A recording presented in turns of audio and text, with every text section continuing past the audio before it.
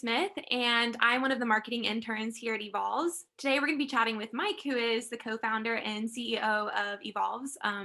Just a little bit about his entrepreneurial journey, as well as some advice he might have for young professionals who are going to be entering the workforce. So, Mike, if you just want to take a second to introduce yourself, we can kick off the conversation. Totally. And Catherine, thanks so much for setting this up. I think we're going to have a great conversation today. But just to your point, my name is Mike Spitalieri, and I am the founder and CEO of Evolvez.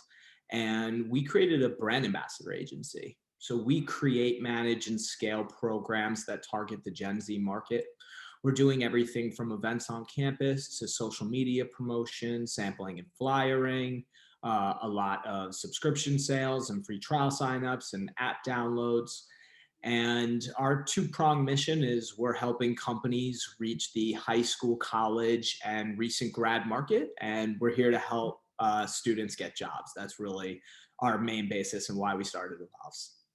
Awesome. Amazing. Yeah, I know from my experience with working with you guys that you guys have really impacted a ton of students' lives. And I think the programs that you run are really beneficial for both the companies and the students involved. Um, yeah, of course. So, how did you become interested in entrepreneurship in the first place? Oh, And man.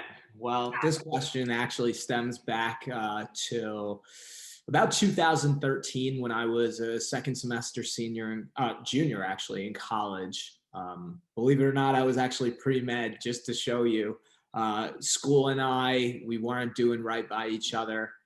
And I was really kind of seeking change. And I've always been a people person. I've always had a kind of keen sense for business, something I've always been somewhat passionate about. A lot of my best friends were pursuing it at the time. And without exaggeration, this all started with one of my best friends was a campus ambassador. And I didn't even know what it was at the time. And he worked for a good company. He made all this money. And it really intrigued me. It's one of those classic stories where one Google search kind of changed your life. And that's where I was exposed to the actual brand ambassador market and found how many Fortune 500 companies out there had brand ambassador job opportunities. And yet here I am, second semester junior in college, and I didn't even know what it was. And I felt that many college students didn't necessarily know what they were. And it was at a point where internships were really hard to come by. So any sort of job opportunity to add to your resume would be beneficial. And 7 years later, here we are still working at the market. well, whatever you're doing, it's obviously working. And I think your story is really inspirational and a ton of people can learn from it. So, on that note, what is your strategy for finding that inspiration that you need and not losing sight of the big picture or your goals for the company? Right. Well, I think just kind of wrapping up, the last thing that I want to say is definitely a lot of entrepreneurship is, seizing on an opportunity, right? Carpe diem. And I definitely think that's very true. Now, there is a lot that goes into entrepreneurship. There's a ton of words that one needs to succeed in this space, such as persistence and consistency and perseverance, definitely perseverance, especially in these COVID times. I know college students were very affected, but as many know, so were many business owners.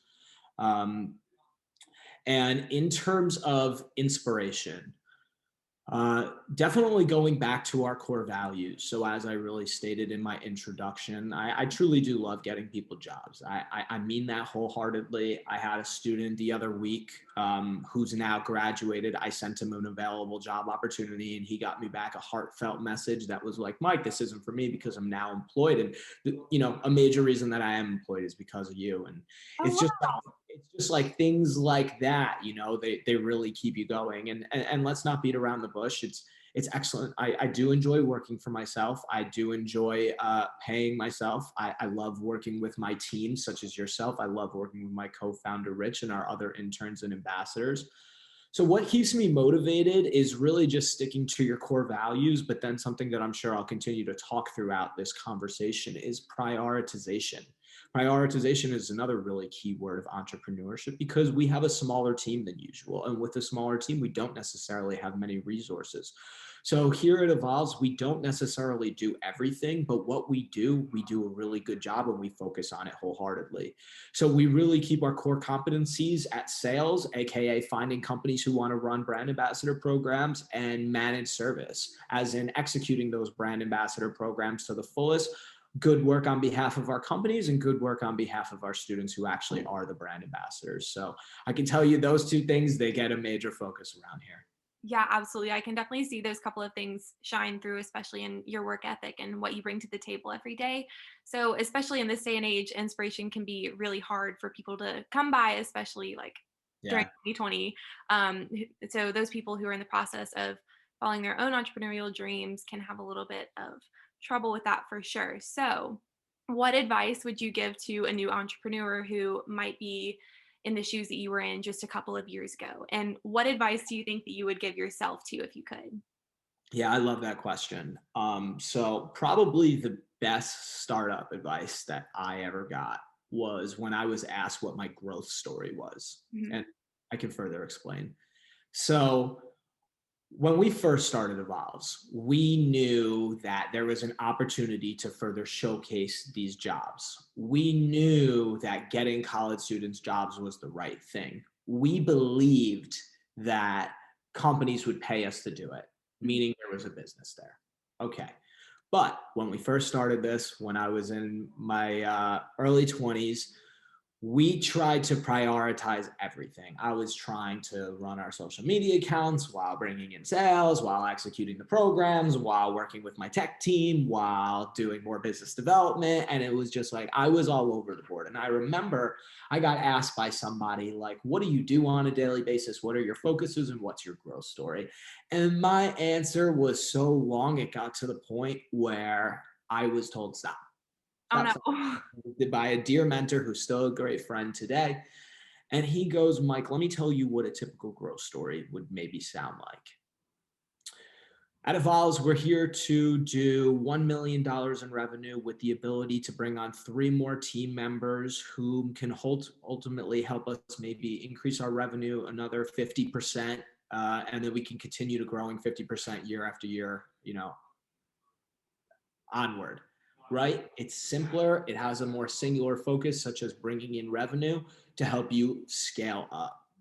So I think for founders to truly understand your growth story in a more simplistic manner and maybe understand what I've been told is your North Star metric. What are you working towards? Here at Evolves, we really work towards revenue. That will truly allow you to create a business. Because again, I think many times founders come in and they start entrepreneurship with the intention of, I found a problem and I want to solve it. But what they do have to realize is, are they here to solve a problem or are they here to create a business? Because ultimately they can be two very different things. And it took me years. It took me about 4 years to even start bringing in revenue. Once we kind of jumped into the decision, it came in a lot easier. And quite honestly, I do find nowadays that many people don't necessarily focus on making money and driving revenue and focus on their uh, business. They're kind of just more so focused on like growth and driving signups and raising money, which, don't get me wrong, many companies have been so successful in doing, but that's very unicorn and that's very 1% of the 1%, and they truly make it so big and far. So I just think ultimately building a business, right, and bringing in money is something that's really undermined and something that is very important. Yeah, yeah, definitely really, really good points that you've brought up. So, with regards to you specifically, what do you think the greatest point of growth for you throughout your startup journey has been? Yeah, definitely. Once we started driving revenue, in the earlier stages of being an entrepreneur, I Mhm. was very focused on building technology and bringing on users. And I'll go on to say I made many mistakes in doing so. Some classic startup mistakes, such as outsourcing our technology, building technology without necessarily going through product feedback and iterations. So building something we more so thought would be a good idea, then we go and start to sell it, and companies start to go, oh, we're more so thinking this actually. And then we have to go back and iterate something we just spent money on, and we got into what's called technical debt. So the ultimate point that I'm getting at is just having a clear and concise pathway. And my biggest growth moment was definitely having more of a focus on driving revenue and building a business.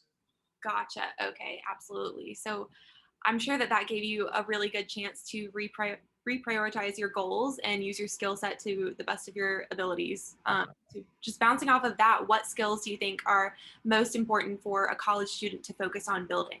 Yeah, for a college student, I think this is also a really good question. And definitely written and oral communication skills. I'll go on to say that the number one credential of a great business person will ultimately come down to communication. And I think that stems across any single solitary job opportunity. Of course, there is incredible skills out there one can ultimately learn, such as coding, such as becoming a doctor. But the fact of the matter is, every single person in the world communicates. It's something that you're going to carry in both your professional and social life. So always improving on your written and oral communication skills is really important. Sure. Some other big ones for college students in particular would come down to even just some ones like empathy. I honestly think is extremely underrated. Um, I'm going to have to come back to you on this one. I'm going to have to really, I kind of want to think about this because I think this is a really important question. So we'll bookmark this to the end and I'll kind of Right. keep it in the back of my thoughts because No worries. I do want to give some good answers out there to our college students who are listening. And I know I speak about this a lot on LinkedIn. I try to do some posts kind of informing college students about, what I look for in interviews and, just in generalize great applicants whom we receive that become great brand ambassadors. Uh, Mhm. so yeah, well, I'm having a little bit of a block right now, but we're going to table it and we're going to come back to it. Yeah, no worries. We can definitely circle back. So, going off of what you just said about interviews, what are you most impressed by in an interview with a student? Yeah. Okay. So definitely the number one word that comes to mind is storytelling. The classic line of show, don't tell Mhm. applies to interviews. Many times college students come and they speak to me from a standpoint of what they would do. Oftentimes there is great answers as to what you would do, but the best interviews tell me a story. Mhm. And instead of telling me what they've done, they tell me a story as to how they've done a similar situation in the past. Or I want to go on to say, I know I particularly have done it, is that they actually kind of recreate a story to answer how they would kind of go about solving it. So I think that storytelling is so crucial when it comes to interviewing and speaking from a standpoint of here's an example of what I've done or how I would envision getting it done for you versus just this is what I'm thinking based off of the question that you've kind of provided me. And I know in particular that I start just about every single phone interview with tell me what you know about the company and job opportunity from your perspective. And I really love that question because it really opens up the conversation that you can go every single different way. You can answer my question directly. You can tell me more of just here's a few thoughts I want to throw on top of it, but it allows me to see how prepared you are and you almost start the conversation as the person being interviewed. So kind of what do you have to say, because it's almost that first impression moment. So what are your some top priorities that you want me to know right off the bat? Definitely. Yeah, that's some great advice for students to take away after they've watched this interview. Just switching gears a little bit to the next question. What has running a business during a global pandemic taught you about running a business in general? Yeah, well, definitely going back to that word perseverance. It's been tough. It's definitely been tough. We are the classic example of before the pandemic, we were on the best growth trajectory we've ever been on. And then come the fall, once the pandemic was really heightened and colleges were quite closed down, that's when revenue really took a substantial hit. So perseverance is something that's really important. But with that same thought process, A, being able to persevere, and B, even having some good situations in place. So my co-founder and I, we did a smart job of having good cash reserves. Mm. Um, we have good financial support, good family support, good mentors in place to really help us kind of understand how we can get through this, how to navigate during these different times, and maybe opportunities that we can take advantage of. So again, going back to that communication, really making sure myself and my team were all comfortable with the situation that we were a part of. Um, Yeah, I would really say those are probably the two best answers, going down to just perseverance and having good systems in place, such as a cash reserve. And even just the idea that we're a pretty lean business. We didn't have major overhead of employees. We didn't have major overhead of expensive technologies that were necessarily weighing us down. So we do a good job of keeping lean as well. And I would think that's something that's very important for a startup during these times, really any business, but definitely speaking to my entrepreneurs out there.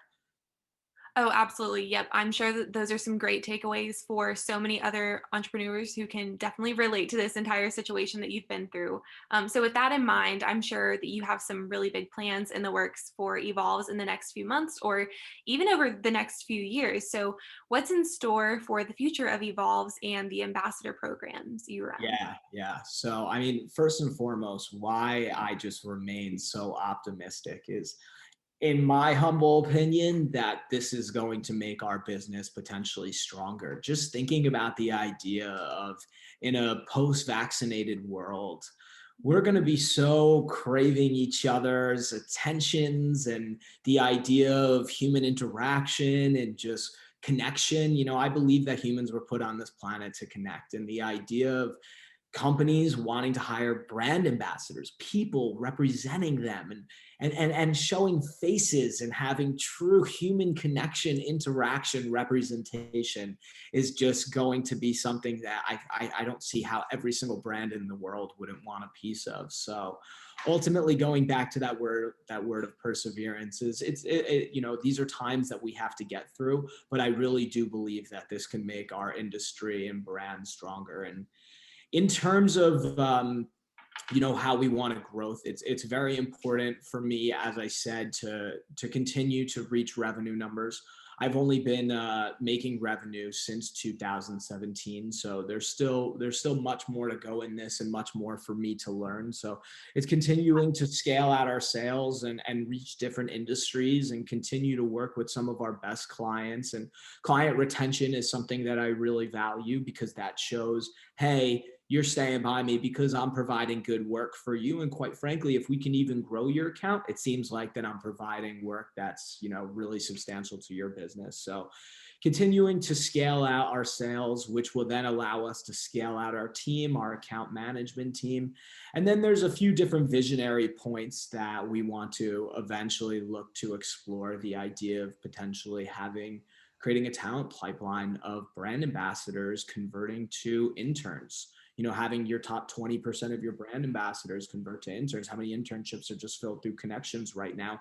What if we create some sort of talent pipeline and then maybe even open up the idea of a campus internship? Why are most internships only conducted during the school year? I mean, during the summer. What about the other 8 months of the school year? And I know that, especially with summer internships, because there's such a shortened time period, and the students who work them are so talented, I know that companies struggle to retain their interns. So keeping them employed throughout the school year just might help these companies do it. So we have more of a grand vision on that side, but really just continuing to scale out our team and just going one day at a time and continuing to focus on our priorities.